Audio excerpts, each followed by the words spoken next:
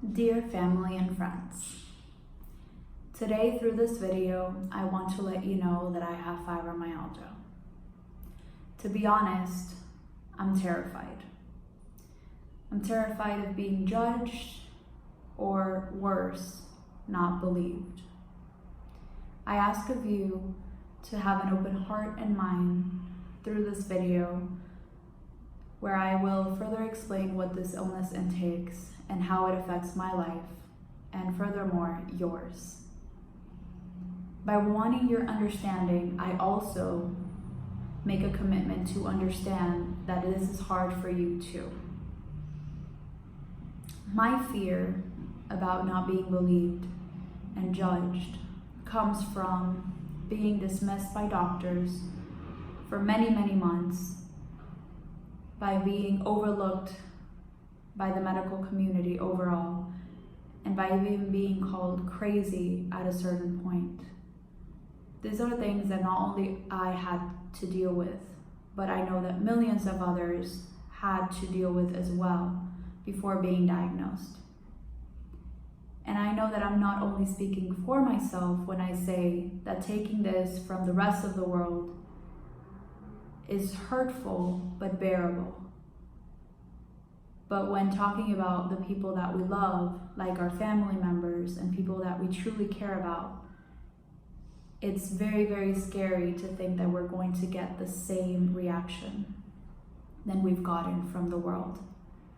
So I just ask for your patience and for you to have an open heart through this video so that I can explain what this illness is and how it affects my life, and overall how it will affect yours. We go through pain, and this isn't regular pain. It is all over your body, and the best way that I can explain it is by imagine you going to the gym after not going for many months. How your muscles are sore the day after, is very similar to how sore we feel as well, but through the entire day, every single day. And no, exercise in itself doesn't make it better. This isn't about not exercising or not having an active lifestyle. It isn't about diet. It isn't about age or gender. And it is not about your mental stability. It has nothing to do with either of those things. It also comes with fatigue, and that is the lack of energy, which is the one thing that really messes up with the way that you live your life. It is to the point where you notice that your mind and your body are no longer in sync. You might be completely positive and completely happy to do something or wanting to do something, but your body doesn't respond. And that is the one most frustrating symptom that this illness has. And it is one of the reasons why I will probably have to cancel last minute. It is probably why I won't be attending a lot of the social gatherings or family meetings. And it is also one of the reasons why I haven't stood up for the entire day from my bed, if you were asking why.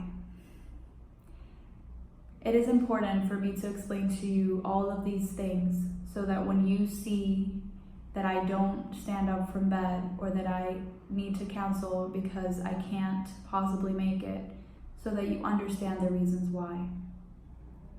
We have sensitivity to light, to sounds, to smells. We have sensitivities to foods. We have sensitivity to so many different things, and all of this has a huge effect in whether or not we're able to go outside and do regular activities. Having a conversation with someone else can be sometimes unbearable, not only because you're bothered because of the sound or because you even have to think, but sometimes we are incapable of maintaining a proper conversation because we have brain fog and our memory is fuzzy. And one of the reasons why we get this is because we don't sleep. We just don't sleep. We have insomnia. And besides insomnia, sometimes we can sleep, but our quality of sleep is not the best. I have to tell you that if you were without sleep for only 2 days, you would probably be unable to function in normal society. Something similar happens to us too. And besides this, we also have other symptoms to deal with. So basically, I just want to let you know that this has nothing to do with not being positive or not having the right mindset into wanting to do things. It's the physical incapability of being able to perform normal activities. And by normal activities, I'm not talking about going out, and I'm not talking about meeting with a friend. I'm talking about taking a shower, being incapable of feeling the actual water touch your skin because it's one of the other symptoms. Being incapable of standing up in the shower because your 2 ankles are super swollen. Or overall, you don't have the energy to keep yourself standing up. Or maybe you haven't had the energy to actually stand up from the bed. And when I'm talking about the energy, it isn't that you don't only have the energy. It comes with the physical inability of standing up. You don't have the strength. It doesn't involve anything mental. And it is true that your mental health has a lot to do with your physical health. I completely agree. But in this case, I am telling you, you can be as positive, you can be as driven as you want. Your body just doesn't react. And that is something super, super important for you to understand. I would like to set up an example to make you further understand what I am talking about when speaking about the mental aspect and the physical aspect. From an example that you can relate to. You can set your mind to flying. You can have, you can believe in yourself. You can have the strength and the, drive to want to fly. But your body isn't capable of doing it.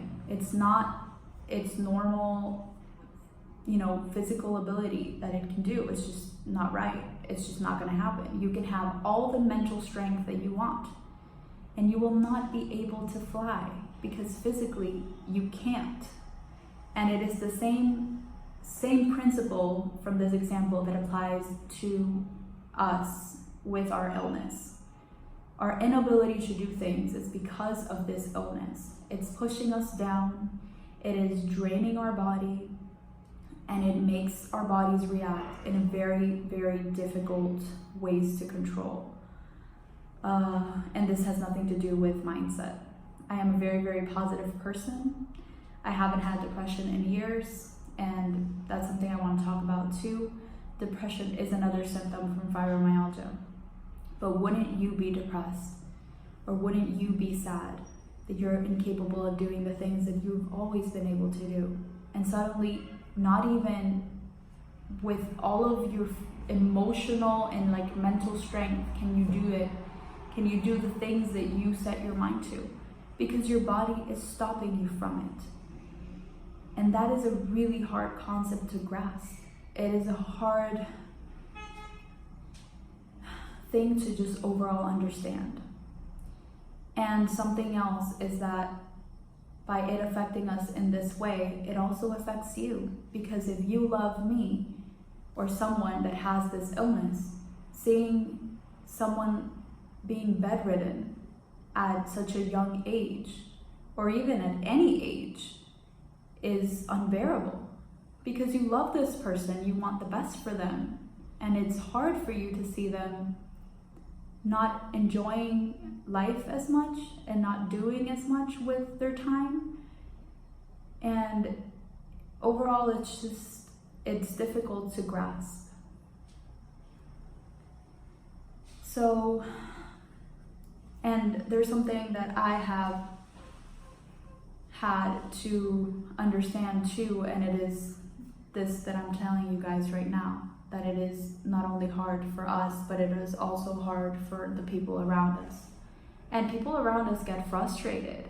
Like, I remember my mom, I was in Canada when I first got diagnosed, and we were going to different doctors and things.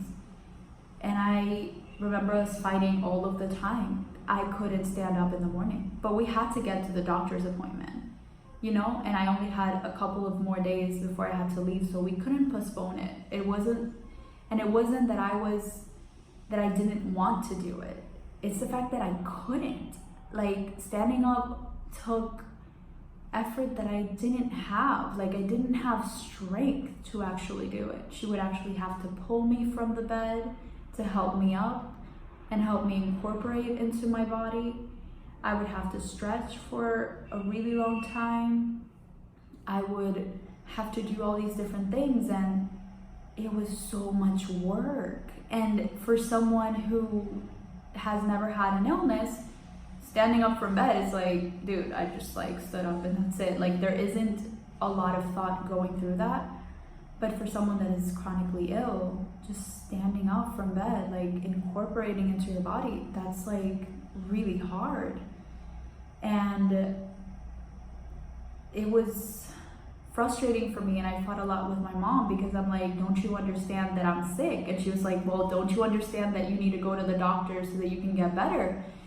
And it was this constant battle. So you also, person who is chronically ill or has an autoimmune disease, make a note in your brain as well that you're ill, but this affects everybody around you. And it is hard not only for you, but for everybody. And I want you to know that it is possible with support, and that support is the one thing that we all need. Another example of my personal experience with this illness is that I was living with my grandparents for a little bit, and I had a lot of gastrointestinal issues, meaning that I would have diarrhea constantly, and I would have a lot of nausea from different foods. And I was very, very like sensitive to a lot of foods. And my grandparents would get so angry at me because maybe today I could eat beans and rice and normal things, and then the next day I would be like really grossed out by it and not being able to eat it because I wasn't digesting it properly. Eating beans would make my stomach like super huge. I would get super bloated because obviously I was having, we think I had leaky gut, and I truly think that I had leaky gut and candida overgrowth and a lot of other gastrointestinal problems and a lot of food sensitivities, which have gotten better over time with probiotics and right dieting and all of that. But back then, things would gross me out, and it was really hard because if I'm planning out a dinner or a food in my house, now I have to think about what you want to eat like separately, because I would have to eat like a completely different meal than everybody else. And that was really annoying because it, like, in their mind was like she just feels like she's so entitled, like she's acting like a baby. Why doesn't she eat like regular people? And that's something that can happen. And it's going to be annoying for you that are dealing with a person that doesn't quite have all the same symptoms every single day, and that have sensitivities, different sensitivities each single time. And that is frustrating because you don't know what to do to make them better. And something that you do today might help them and tomorrow might harm them, and that's hard to grasp. Like, I remember this one time I think I had like a bowl of fruit or something, and it was super good. It was fine, like my body was fine with it. And then like a couple of days later, I had the same thing, and I got this huge rash like all over my body, and I had a very bad reaction, and it was like the same amount of fruit and the same thing. And it's frustrating because the thing that you're doing to try to help isn't really helping. So I'm just trying to put out there the things that can happen that can be quite annoying from the other side of the spectrum, from the people that love you, that are looking in on you going through this illness, so that you understand that it's hard for them too. And what else? Besides the rashes, the food sensitivities, the pain, the fatigue, the lack of strength, I would say depression was a big one back then. I haven't had depression in years now since I started LDN. I talked about LDN in my last video if you want to search that up. But I haven't had depression since then, but I know that depression is a very hard symptom to deal with, not only for the person suffering it, but for everybody around that person. And it's really hard to manage. And on top of that, if you're depressed and you're having all of these other crazy symptoms, it gets even worse. So I can totally understand why other people around someone who's going through that can be a little frustrated with the situation. Speaking about this and all that I've spoken to as of right now, I don't want to make this video way too long. I want to, get to the point. I hope that I've made my point across with the things that I've said up to now. There are a lot more symptoms that I probably haven't mentioned, but the main ones I have. And I made this video so that you're a little bit more aware of what happens every single day. When we wake up, it is basically you feel like you've been hit by a ton of bricks, and your strength doesn't immediately come in, like for you to incorporate into your body and stand up. At least that's what happens to me. I have to lay in bed for around an hour, stretching and doing some movements in bed so that I can find the strength to actually stand up. The pain is basically unbearable in the morning. When I just wake up, when I open my eyes, the first thing I feel is pain all over. And honestly, I wish I could just go back to sleep for the entire day because I really feel that bad. But I know that if I stay laying down for a longer period of time, it just makes it worse. So incorporating myself into doing activities is what makes me feel better in the long run.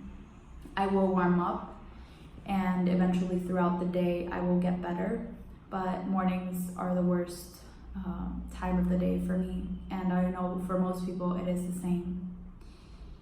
So I just want you to keep all of this in mind so that you know what this is and how it affects my life. And I love you, and thank you so much for making an effort to watching this video and listening to what I have to go through. And know that I also know that this is hard for you too. So if you have any questions, please leave them down below, and know that you're not alone.